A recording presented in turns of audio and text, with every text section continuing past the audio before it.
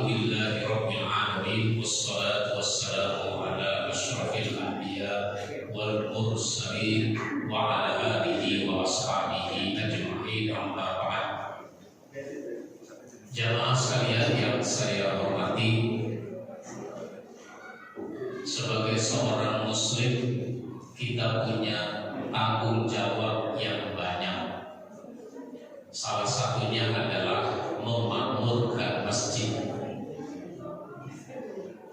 Rasulullah Shallallahu Alaihi Wasallam menyatakan dalam satu hadisnya, ya'ti 'alan nasi zamanun yatabahawna bil masajid summa la ya'murunaha illa qalila. Akan datang atas manusia satu zaman di mana orang bermegah-megahan dalam urusan membangun masjid, kemudian tidak ada orang yang memakmurkannya kecuali sedikit. Ini hadis memberi peringatan kepada kita semua agar kita punya perhatian, punya kepedulian yang besar kepada masjid. Memakmurkan masjid itu dimulai dari membangun kalau dibutuhkan. Jadi jangan bikin masjid kalau tidak dibutuhkan. Kenapa? Masjid udah ada, kenapa bikin lagi? Kadang-kadang ada orang bikin masjid lagi gara-gara perbedaan pendapat. Ada kayak gitu.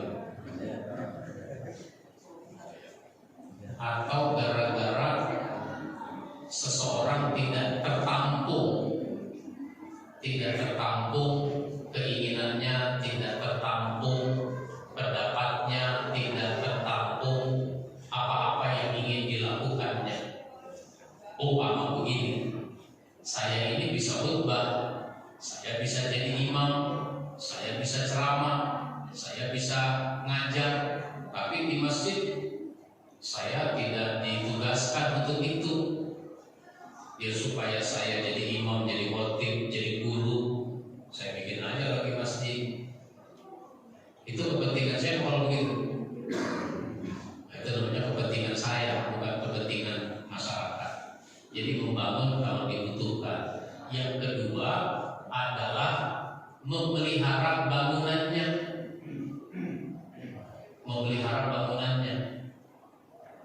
Kalau kita punya motor, kita cuci.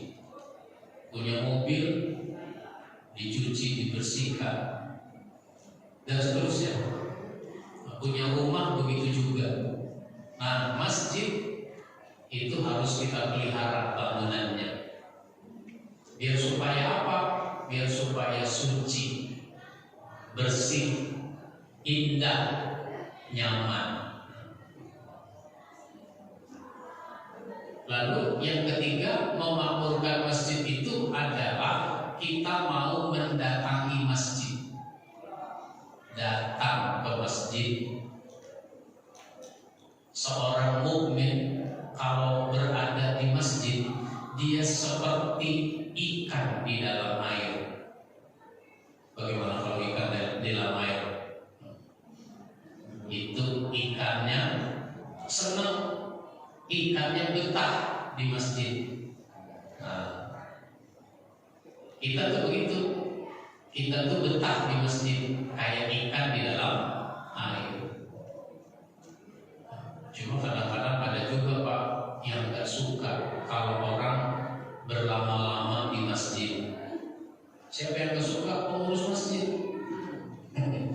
Ada juga pengurus masjid gak suka kalau jamaahnya berlama-lama di masjid. Pak, udah Pak keluar. Kenapa? Mau dikunci. Masjidnya mau dikunci. Ya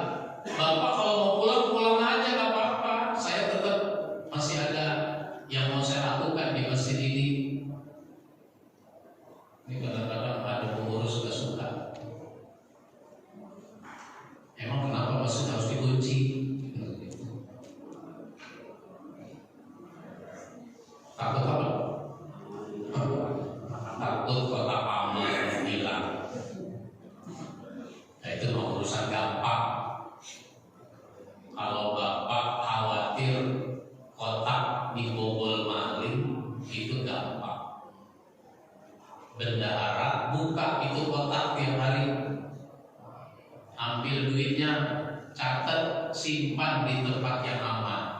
Jadi itu kotak selalu dalam keadaan kosong. Jamaahnya juga jadi, wah ini kotak kosong-kosong juga, masukin lagi kan gitu.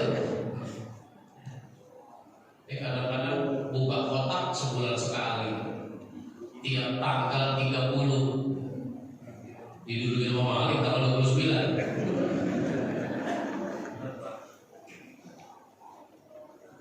Jangan gara-gara itu masjid dikunci, ditutup iya, sehingga nanti jam berapa saja orang mau ke masjid itu bisa.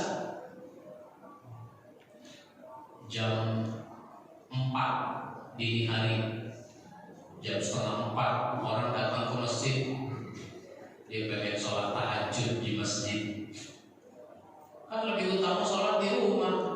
Kalau sholat sunat iya, tapi dia pengen tahajudnya di masjid. Kenapa? Rumahnya sempit, rumahnya kecil, rumah kamar 1, anaknya 3, akhirnya tidur sedapatnya, tidur sedapatnya. Bahkan kadang-kadang anaknya udah tidur di tempat tamu, di ruang tamu, dibangunin, anaknya dibangunin, bangun, kenapa orang lagi tidur suruh keluar? Orang motor,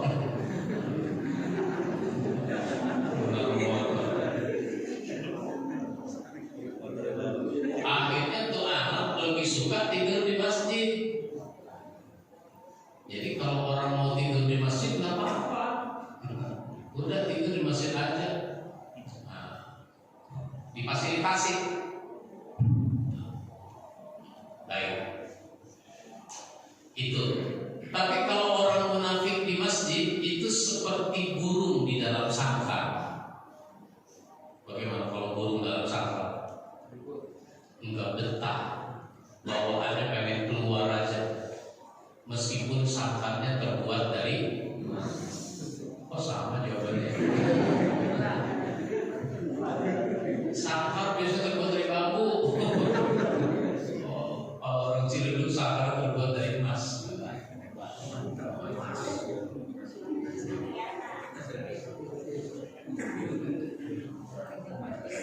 Siapa Pak yang bikin sangkar dari emas? Begitu Pak. Nah, kalau kita mau memakmurkan masjid, maka memakmurkan masjid itu sesuai dengan fungsinya. Fungsinya ada 3. Saya sederhanakan, fungsinya ada 3. Saya menulis buku tentang masjid itu ada 9 judul buku tentang masjid. Fungsi-fungsinya banyak. Nah, saya sederhanakan ada 3. Pertama, fungsi ubudiyah, fungsi peribadatan. Fungsi peribadatan berarti kita kaum muslimin mau beribadah di masjid. Apalagi laki-laki. Laki-laki itu ibadahnya dalam hal ini sholat 5 waktu itu di masjid. Sholat di rumah itu kalau sakit yang menyebabkan kita nggak bisa berangkat ke masjid. Pak, nggak ke masjid? Enggak, saya sholat di rumah saja. Emang kenapa? Saya lagi sakit. Hah? Sakit? Kelihatannya Bapak sehat-sehat aja. Gue lagi sakit hati tahu. Sakit hati sama siapa? Sama pengurus. Ada orang gak suka sama pengurus masjid. Karena gak suka sama pengurus masjid, dia jadi gak ke masjid. Padahal datang ke masjid itu urusan kita dengan Allah, bukan urusan dengan pengurus. Gak suka sama pengurus soal lain. Beda pendapat soal lain. Jangan gara-gara beda pendapat gak suka sama pengurus dia gak datang ke masjid.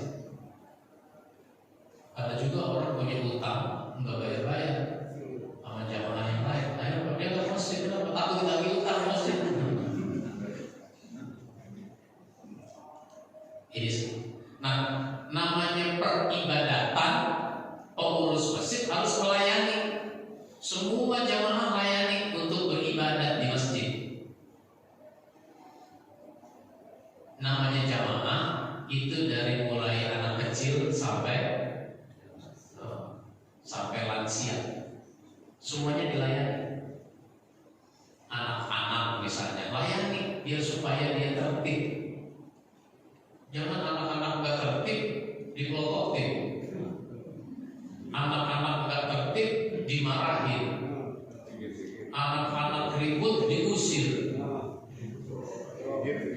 Ada yang suka usir? Yang mana orangnya?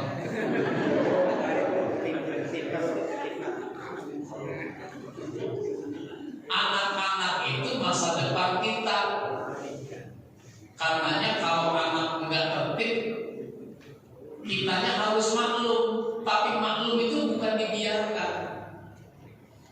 Makanya saya usulkan pengurus masjid itu harus punya tim yang mendampingi anak-anak, yang menertibkan anak-anak, yang membimbing anak-anak. Ada timnya kan? Yang marahin banyak Pak Ustaz.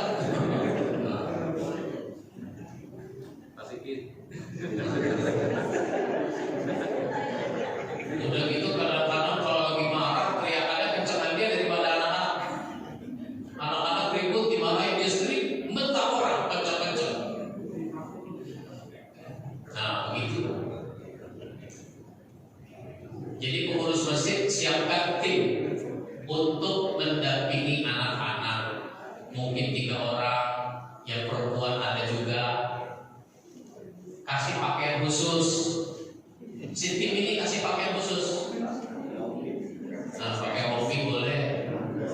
Ini bapak pakai baju koko ada. Apa itu? Bukan masjid, bukan? Oh bukan masjid. Jadi pakai seragam sebagai petugas masjid, tapi jangan loreng-loreng ya. Ya misalnya baju koko warnanya biru misalnya. Nah, warnanya pink boleh.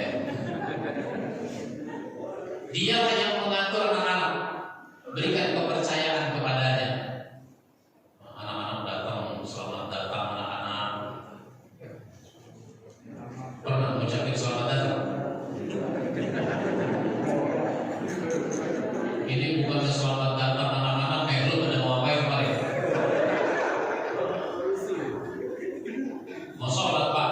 Ya model begini mau sholat. Pak cuma bercanda doang, berisik doang. Sana pulang.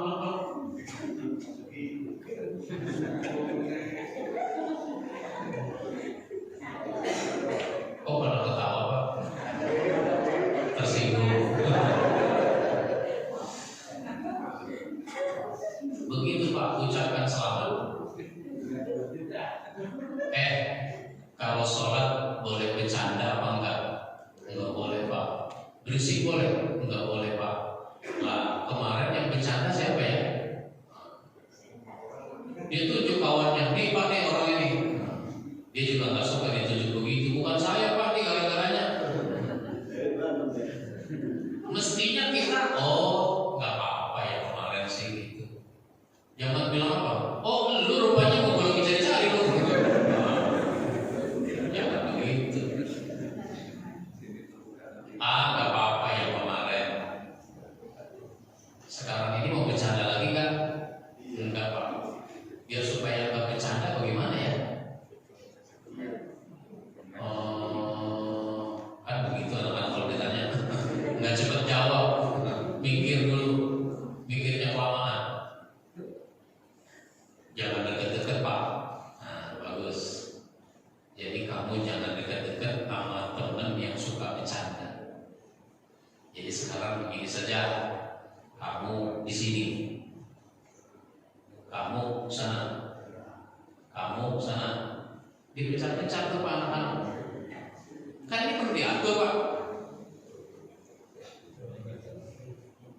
Jadi memang begitu harus ngatur. Kalau ngomel Mas Eko juga bisa.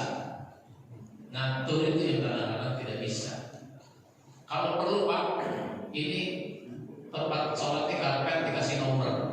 Kalau perlu kasih nomor 5, nomor 3, nomor 1 gitu, nomor 7, nomor 10, ya acak aja nomor.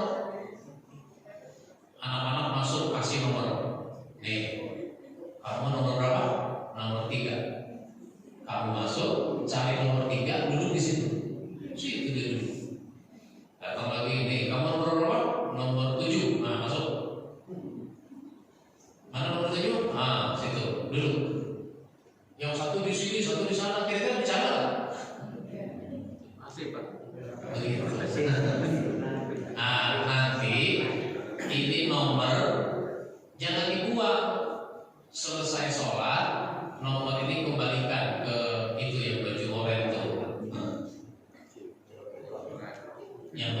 telepon, kasih nomor ini, nanti kamu dikasih hadiah. Jadi ada hadiahnya Pak. Gitu. Hadiahnya lontong, hadiahnya pisang, hadiahnya roti, hadiahnya kue, gitu. Besok dia ngajak kawannya Pak, ayo masjid. Kenapa? Enak di masjid. Ada hadiahnya, ada lontong. Gue dapat kue, gue dapat roti, kata temannya. Jadi bikin anak-anak itu senang berada di masjid, termasuk dalam kaitan dengan ibadah, sholat, senang gitu. Kalau dia nggak sesuai, sholatnya itu nggak sesuai dengan ketentuan, dibimbing, diusap nih punggungnya belakang, diusap-usap. Kalau sholat jangan nengok-nengok. Kalau sholat jangan duluin imam, dan seterusnya begitu, dibimbing. Ini fungsi peribadatan. Kita mau beribadah di masjid. Bapak kemarin enggak ke masjid, pergi apa? Enggak, di rumah ada tamu. Ada tamu, jadi enggak enak saya mau tinggalin tamu. Ya tamu jangan ditinggal Pak, ajak ke masjid. Tamunya diajak ke masjid. Ini peribadatan, ditekankan betul oleh Nabi. Yang kedua, fungsi tarbiyah, fungsi pendidikan, fungsi pembinaan, makmurkan masjid untuk aktivitas pembinaan jamaah. Ada dua aspek, satu keilmuan, aspek keilmuan, jamaah kita harus dapat ilmu. Jamaah kita harus mengerti masalah agama terutama, harus paham, jangan jadi orang awam. Dari dulu awam terus. Nah, Bapak Ibu sampaikan kepada pengurus apa yang Bapak Ibu ingin pelajari, apa yang Bapak Ibu belum paham. Sampaikan di nomor WA pengurus gitu. Ini mau ngomong boleh, mau pakai kertas boleh, tulis apa-apa yang ingin dipelajari. Itu nanti jadi kurikulum. Habis Lebaran pengajian kita akan membahas ini sampai dengan Ramadan yang akan datang. Begitu. Saya belum paham tuh masalah poligami.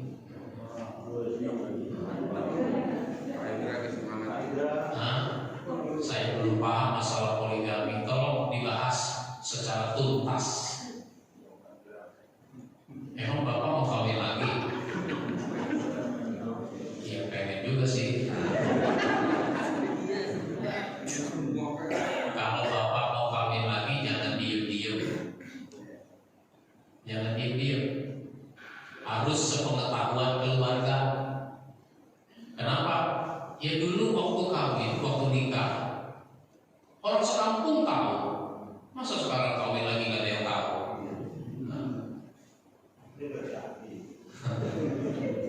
Harus tahu. Karena orang nikah lagi itu ada dua konsekuensi hukum. Satu, konsekuensinya nasab.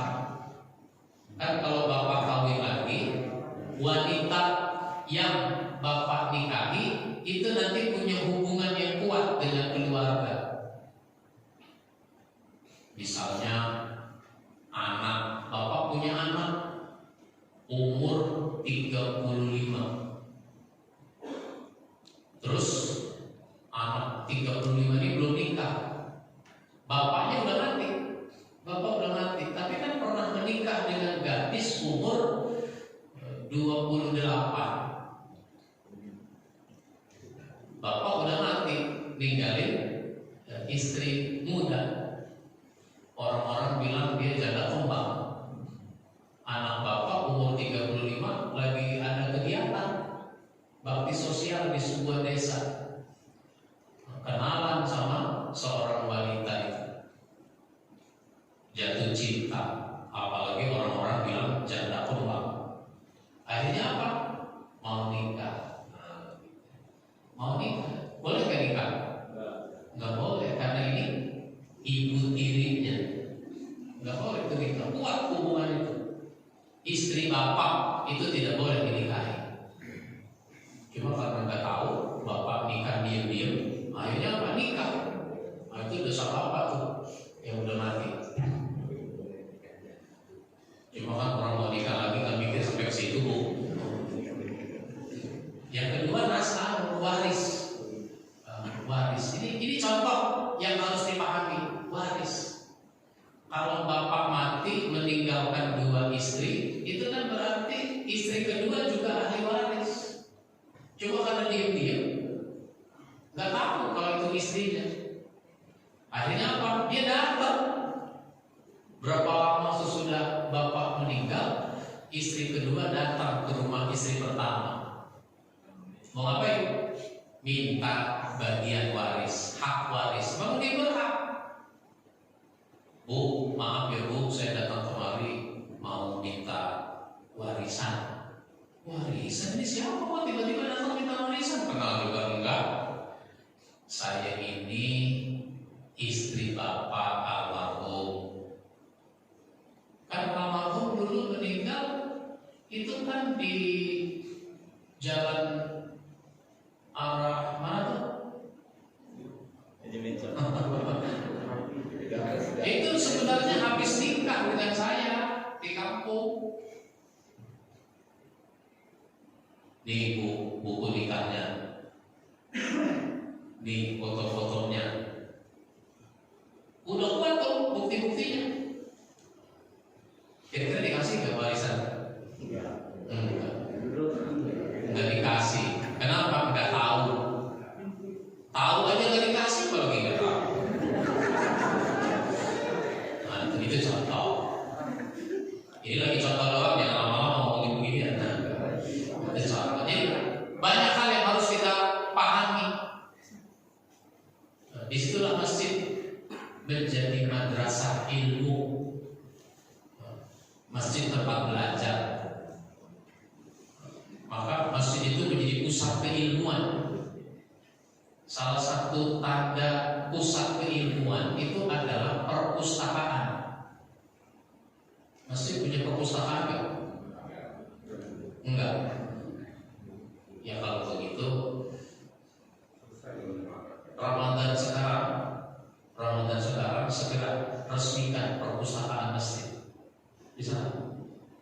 Dalam rangka nuzulul Quran, nuzulul Quran itu kan memperingati turunnya Iqra bismi rabbikal ladzi khalaq, suruh baca. Kalau begitu bikin perpustakaan, resmikan malam, nggak usah malam 17 Ramadan. Ini hari apa? Hari Sabtu. Ya kalau begitu hari Rabu deh. Hari Rabu diresmikan perpustakaan masjid. Beli lemarinya. Duitnya apa? Ada berapa saldonya? Banyak. Jadi saldo masjid beli lemari buku. Beli lemari buku. Lemarinya kayunya kayu jati. Pintunya tuh kayu jati ya? Bukan. Jadi lemari yang kuat, yang bagus. Keluarin duitnya. Bukunya mana? Bukunya wakaf dari jamaah. Jamaah kita ada berapa? Ada 500 orang ada. Setiap orang mewakafkan 2 buku. Setiap orang mewakafkan 2 buku. Yang ada di rumah bawa kemari 2 buku aja. Jadi ada berapa tuh? Ada 1000 judul buku. Mungkin ada yang sama, gak apa-apa. 1000 judul buku tuh lemari udah penuh. Terus timnya siapa yang menangani perpustakaan? Nah, tim ini merapikan buku ini. Nah, kalau perlu dibawa dulu ke tukang potong kertas. Jadi buku itu kan kadang-kadang karena dikasih orang udah jelek, pinggir-pinggirnya udah. Nah, itu dipotong lagi, pinggirnya dikit dan dipotong biar supaya kelihatan baru. Terus apa lagi? Beli plastik, sampul plastik, dikasih, oh ini buku akidah, oh ini buku hadis, oh ini buku tafsir, dan seterusnya. Kira-kira bisa nggak? Paling lambat nuzulul Quran. Nanti masjidnya juga keluarin duit lagi buat beli buku, juga. Nah, bukan cuma lemari doang. Nah, masjid juga keluarin lagi duitnya buat beli buku, tafsirnya Buya Hamka beli, tafsirnya Quraisy Shihab beli, tafsirnya Wahbah Zuhaili beli, tafsirnya Kementerian Agama beli. Ya, sediakan dulu lah 30 juta, 10 set.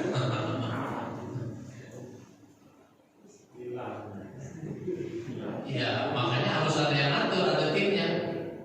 Siapa yang mau pinjam boleh dicatat. Catat. Ini ada juga sih masjid punya lemari, ada bukunya, terus lemarinya dikunci. Kok dikunci, Pak? Takut hilang. Sama mau kotak tadi itu. Takut hilang. Nah, itu namanya bukan perpustakaan. Itu pajangan buku. Nah, baik. Itu contoh fungsi tarbiyah. Nah, yang ketiga, fungsi ijtimaiyah, fungsi sosial kemasyarakatan. Masjid itu memainkan peran sosial. Masjid itu dirasakan manfaat sosialnya oleh masyarakat. Nabi itu gitu. Dulu para sahabat masih banyak yang numpang di rumah-rumah orang Madinah. Sahabat-sahabat yang dari Mekah hijrah itu kan numpang di rumah orang-orang Madinah, ditampung. Nah, yang namanya numpang di rumah orang, sebaik-baiknya orang, tetap aja rasanya kurang enak. Sama kayak bapak udah punya anak, punya menantu, anak menantu udah punya rumah sendiri. Karena punya rumah sendiri, bapak ibu diminta nginep di rumahnya. Nginep, udah berkali-kali diminta nginep, akhirnya nginep juga. Bertahan berapa lama Bu di rumah anak? Ini kadang-kadang baru nyampe udah ngomongin pulang. Nggak betah. Masih enakan ditinggal di rumah sendiri juga. Itu di rumah anak, apalagi di rumah orang lain. Nginep di hotel bintang 5, lama-lama itu juga gak enak. Maksudnya gak enak bayarnya. Nah, maka Rasulullah menyiapkan namanya sufah. Sufah itu kalau bahasa kita apa ya? Semacam asrama di lingkungan masjid.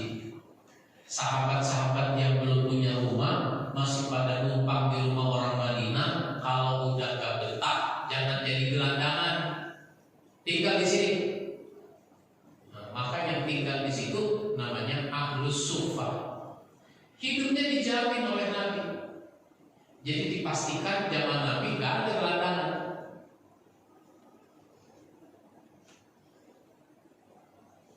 Makan, minum, mandi, buang air besar, apalagi tidur, itu di lingkungan masjid. Sehingga masjid itu jadi hidup. Nah, gitu. Ini namanya fungsi peribadatan. Orang punya problem, dipecahkan masalahnya. Nabi siap menjadi tempat untuk curhat. Bahkan Nabi nggak nunggu orang curhat. Kalau kelihatan orang punya masalah, Nabi panggil. Nabi ajak ngomong, ternyata betul ada masalah.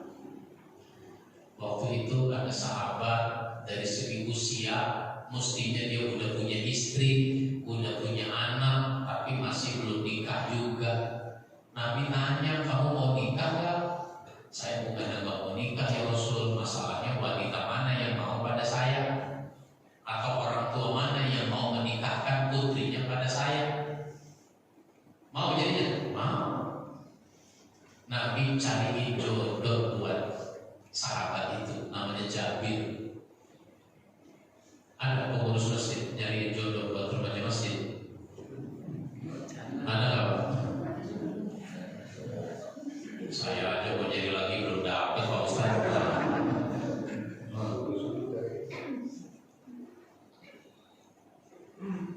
Di sini ada duda Pak? Ada duda? Ada janda? Jodohin aja pengurus masjid yang mengaturnya gitu. Saya sebenarnya mau nikah lagi Pak Ustaz. Istri saya kan udah meninggal 2 tahun yang lalu. Saya mau nikah lagi, cuma anak saya nggak setuju Pak Ustaz. Nah ini kan rasanya masalah. Panggil anaknya, kasih pengertian, kasih penjelasan. Emang kenapa nggak setuju Bapak nikah lagi? Ya nanti saya jadi punya ibu tiri. Ibu tiri lebih kencang daripada ibu kota. Pokoknya ibu kota dipindahin nanti.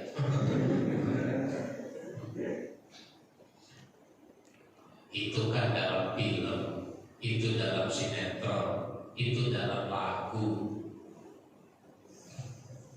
Masjid kita ini ada seorang ibu, dia janda, cocok buat Bapak. Saya udah tanya-tanya juga si ibu itu, mau dia? Ya kalau emang baik, gak apa-apa, saya mau juga. Anaknya setuju, itu namanya diselesaikan. Baik, ini contoh. Jadi nanti kita perlu rumuskan bersama-sama, pengurus dan jamaah, apa yang harus kita kembangkan dari masjid ini. Saya beri kesempatan kepada jamaah untuk menyampaikan tanggapan, menyampaikan pertanyaan. Kalau ceramah kelamaan nanti keburu ngantuk. Baik, silakan. Ada yang mau bertanya? Ya, silakan Pak. Ya.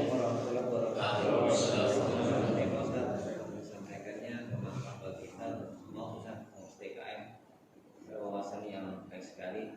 Nah, saya cuma ingin tadi yang berkaitan dengan masalah anak-anak Ustaz. Memang sangat berbiasa banget ya kalau anak kan sampai Ustaz benar. Tetapi apakah alangkah baiknya dari sisi orang tuanya juga harus diingatkan, karena kadang-kadang orang tuanya nggak sholat, anaknya sholat gitu. Yang pertama, yang kedua, nah anak-anak itu banyak Ustaz sini. Kalau memang tadi memang metodenya pakai nomor, memang agak sulit juga sih kan, karena anak sini banyak gitu dari kita komplek bahkan di luar komplek. Karena itu mungkin metode apalagi Mas Tapi yang bisa lebih menghubungi yang lebih baik merangkul orang tuanya. Kita Assalamualaikum warahmatullahi wabarakatuh.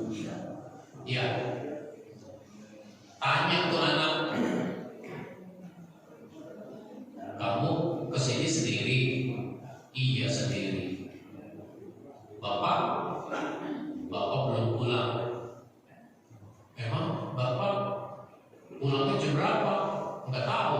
Belum kok enggak tahu. Iya, saya belum bangun, Bapak udah pergi. Saya udah tidur, Bapak belum pulang. Emang kerja apa Bapak? Gojek.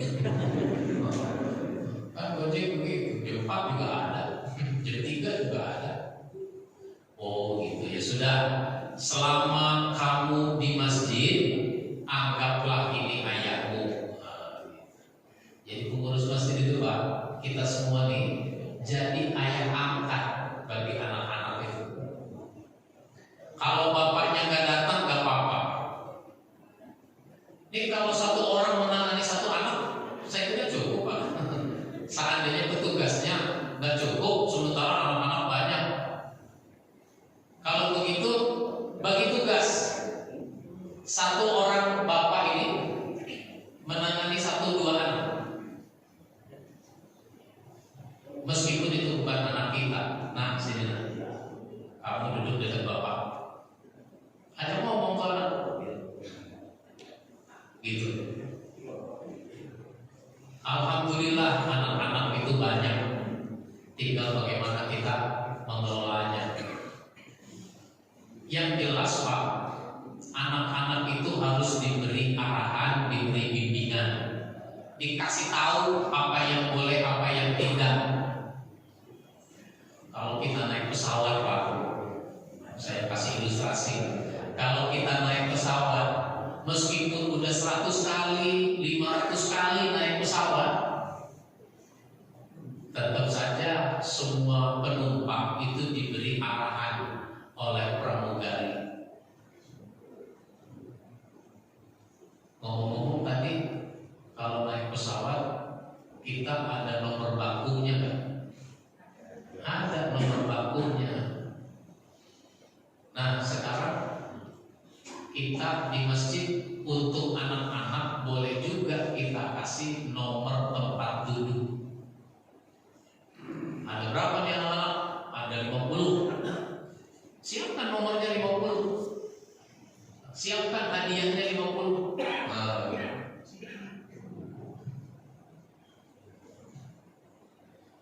Di pesawat orang dikasih arahan, gunakan sabuk pengaman, begini cara menggunakannya, begini cara mengencangkannya, begini cara melepaskannya, kan begitu. Macam-macam itu penerangannya itu. Sampai lampu, bagaimana cara ini motor bapak ngomongin pelampung. Memang begitulah. Anak-anak tuh yang menarik apa ya? Dikasih penerangan-penerangannya. Ya mungkin pakai gambar, pakai video. Nah, kalau begitu masjid kita boleh punya monitor televisi atau pakai infocus, ada layar monitor. Nanti anak-anak dikasih penerangan biar supaya dia bisa tertib. Pokoknya jangan kehabisan cara. Mari kita bermusyawarah bagaimana caranya menghadapi, mengatasi kegaduhan anak-anak. Jangan sekali-sekali kita mengusir, jangan memarahi, jangan sampai anak-anak jadi trauma.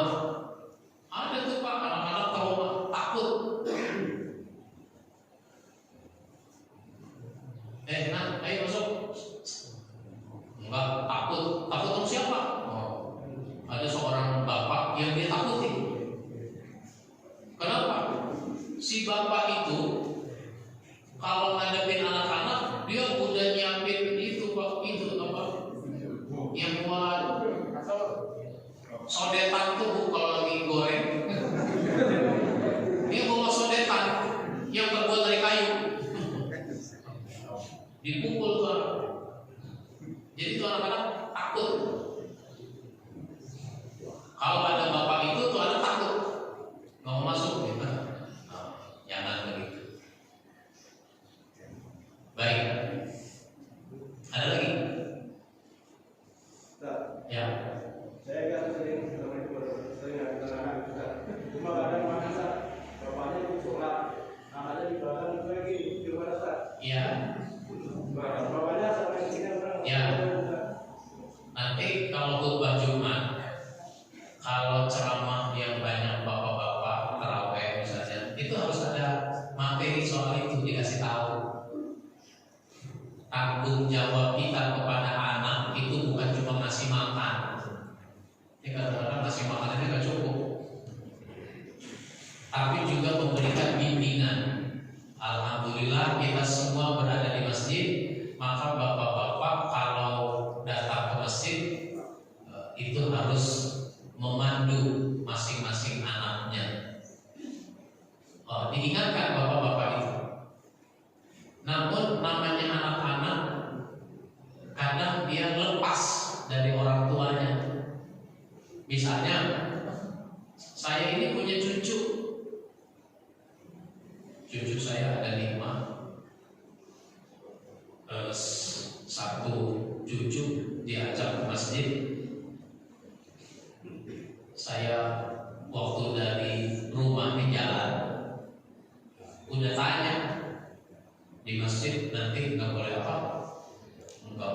bercanda, nggak boleh apa lagi lari-lari, nggak boleh apa lagi nengok-nengok, macam-macam. Saya tanya. Nanti ketika mau sholat itu saya tempatkan dia di samping saya.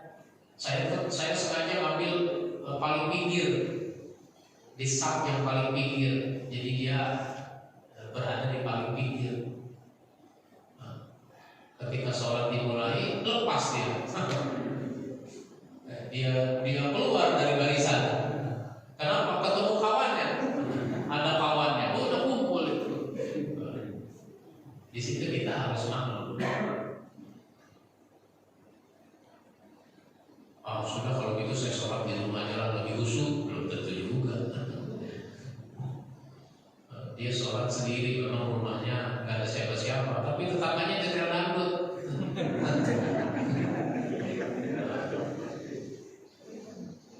Tetap aja dia jadi gak khusyuk begitu. Begitu Pak. Jadi kasih penjelasan pada semua pihak, bapak-bapak, ibu-ibu, para pemuda semua, bagaimana standar berada di masjid. Di luar masjid ini kasih pasang baliho gitu, ada gambar-gambar apa buat anak-anak sebagai penjelasan. Diulang-ulang, yang namanya penerangan itu diulang-ulang. Orang kita berurusan COVID aja diulang-ulang dulu, prokes, pakai masker, jaga jarak, cuci tangan. Kan begitu Pak, diulang-ulang terus 3 tahun udah. Sekarang tuh masih diulang-ulang, prokes. Nah begitu juga kita berada di masjid itu harus dikasih penerangan. Penerangan itu yang nggak ada sekarang. Jadi wajar saja kalau jamaah kita tuh lihat, apalagi anak-anak. Kenapa? Dia nggak tahu standar berada di masjid itu bagaimana. Ini kewajiban pengurus untuk memberi penerangan.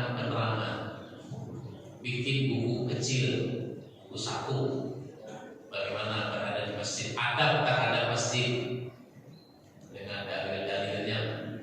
Nanti ada lagi di luar, 1 begini, 2 ini, terus disusun.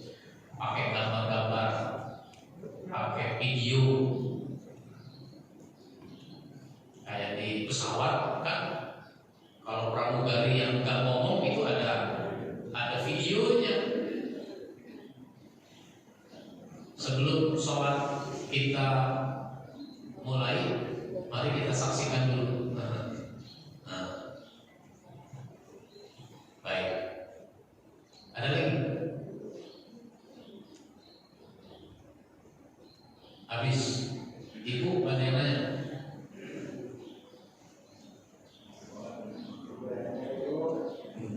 Ya, silakan.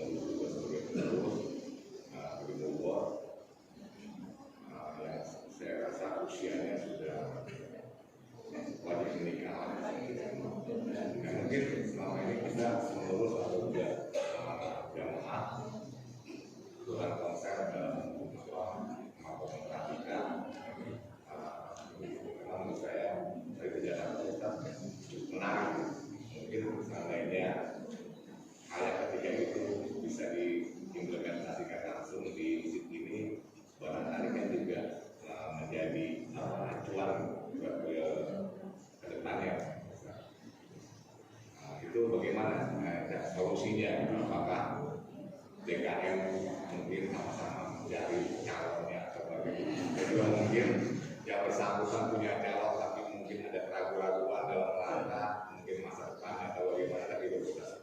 Ya, Nah, baik.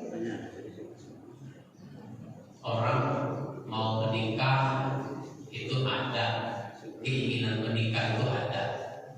Tapi kadang-kadang orang punya bayangan-bayangan yang besar, bayangan-bayangan yang menyulitkan. Nanti kalau saya nikah, anak orang mau dikasih makan apa? Maka orang harus dikasih penjelasan yang sederhana. Orang tua kita dulu kebutuhannya itu tidak banyak, dirumuskan ke dalam 3 kata kebutuhan itu. Apa? Sandang. Sandang itu pakaian. Saya tidak tahu mengapa ini pakaian dulu, bukannya pangan dulu. Ya karena orang beradab lebih baik berpakaian daripada nggak makan.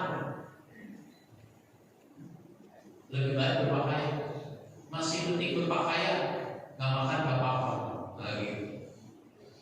Karena dulu orang makan itu gampang.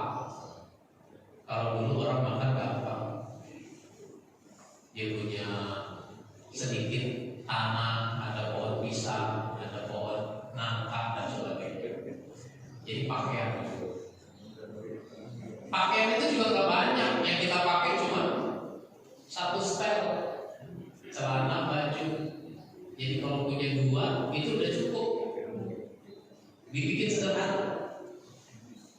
Ini kadang-kadang yang gak bikin sederhana adalah pakaian itu mesti 2 lemari, bukan 2 setel. Apalagi pangan, makan itu juga gak banyak. Makan sepiring. Mau kemana Pak? Mau cari sesuap nasi tuh. Ngomongnya begitu orang dulu. Mau cari sesuap nasi. Sesuap tuh apa? Karena makannya sesuap baru sepiring.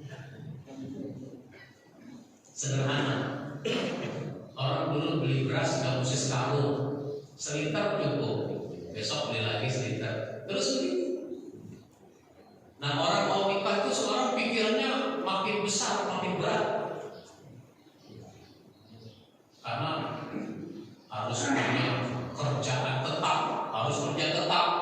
Nah, saya bilang bukan kerja tetap, yang penting tetap kerja.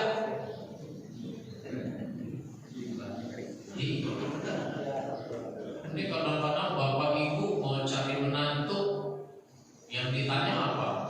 Emang lu kerja apa? Mau sama anak gua? Gak boleh nanya begitu. Gak boleh nanya soal pekerjaan. Kalau soal agama boleh ditanya. Udah bisa baca Quran? Bisa. Coba baca. Begitu. Tes dulu baca Qurannya misalnya. Terus sholatnya bagaimana? Kalau perlu gitu, kalau perlu. Jadi bukan kerjaan itu urusan gampang. Yang dia belum stabil nggak apa-apa. Biasa kita subsidi dulu.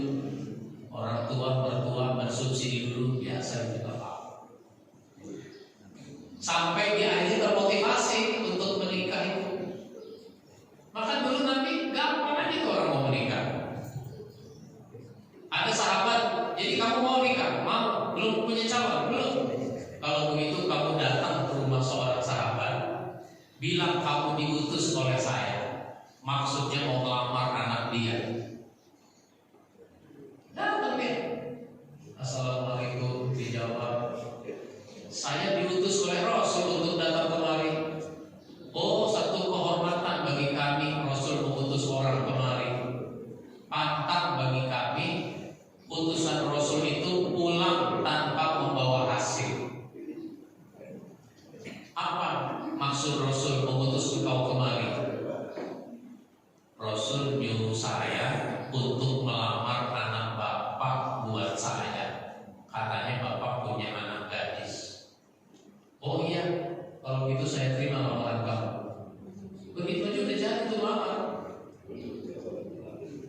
Kadang-kadang mau lamar mesti berangkat dengan 4 mobil, pakai seragam lagi, baru lamar.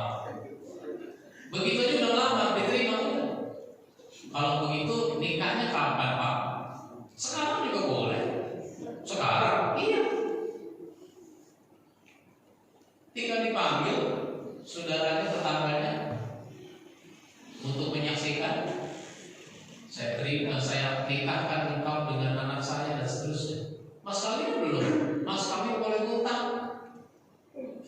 Gampang aja tuh. Nah, itu sahabat balik lagi kepada Rasul, udah nikah. Ya Rasul, lamaran sudah diterima, bahkan saya langsung dinikahkan. Rasul doain barakallahu laka gitu. Alhamdulillah. Cuma ya Rasul, ini kan perlu walimah. Mas kawinnya juga belum. Dipanggil sahabat, bisa nggak nyiapin emas seberat biji kurma? Kemarin sore kemarin kurma ditimpa. Nah, siapkan emas seberat biji kurma. Ada kira-kira 25 gram biji kurma. Dikasih, tersedia sudah itu. Walimahnya bagaimana ya Rasul? Dipanggil lagi sahabat-sahabat. Ayo, apa yang bisa kamu bantu? Kita mau ngadain walimah. Ya kalau bahasa sekarang, saya beras kalau begitu. Mau sekarung, mau 2 karung, saya siap.